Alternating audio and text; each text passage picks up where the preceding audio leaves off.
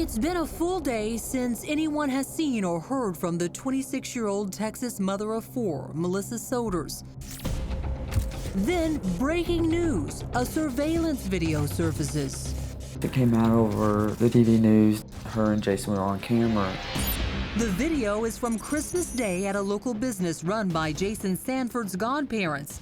As seen here, Melissa and Jason enter the business. There's plenty of smiles and even gifts exchanged, but in less than 24 hours from the time this video is recorded, There was no sign of her. No phone call, no nothing.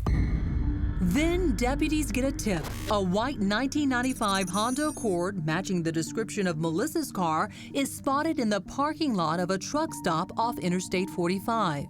They found her car. It's located roughly 8 miles from Matthew's apartment, the last known place she visited before vanishing. What are you thinking? What are you feeling? What's going on inside?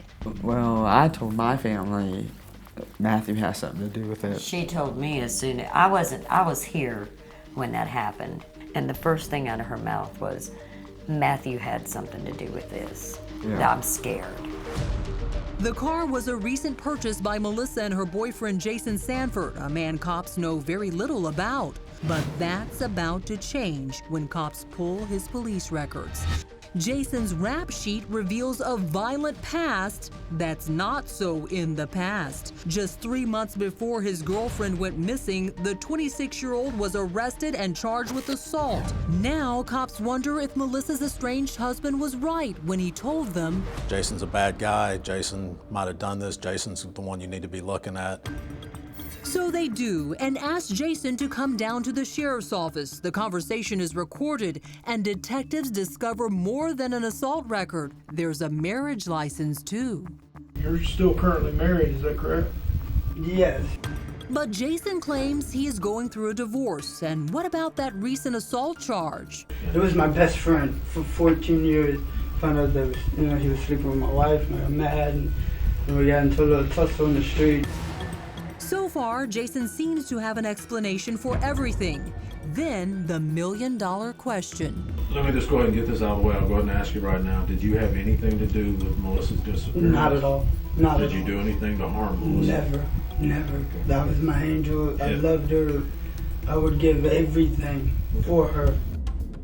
And one final question. Would he take a polygraph test? You have any problem doing that? Not at all. Not at all. Anything you need. What was your impression of Jason after interviewing him? Did you think he had something to do with Melissa's disappearance? Initially, we weren't really sure. But this case has more twists and turns than a Texas two-step.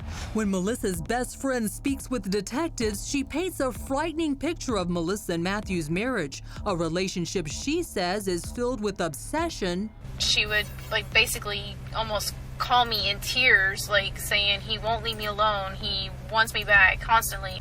Terror. Did she ever say anything to you about, being scared about something happening? Was she afraid of? She was afraid to go over there. And then something nightmares are made of. She told me one time that he tried kidnapping her from work one night. At this point, despite all the information coming in, detectives can't be sure who is responsible for Melissa's disappearance. We had two main suspects that we were looking at almost immediately. Both Jason and Matthew. Correct. As detectives try to figure out who is telling the truth, another 911 call lights up the switchboard at the Harris County Dispatch. Harris County 911, do you need police fire ambulance? I need to take somebody in. You want to turn somebody in? Yeah. Coming up. They couldn't stop badness. It's a killer confession. He said I did something really, really bad. I killed Melissa. And a gruesome discovery. He's a monster.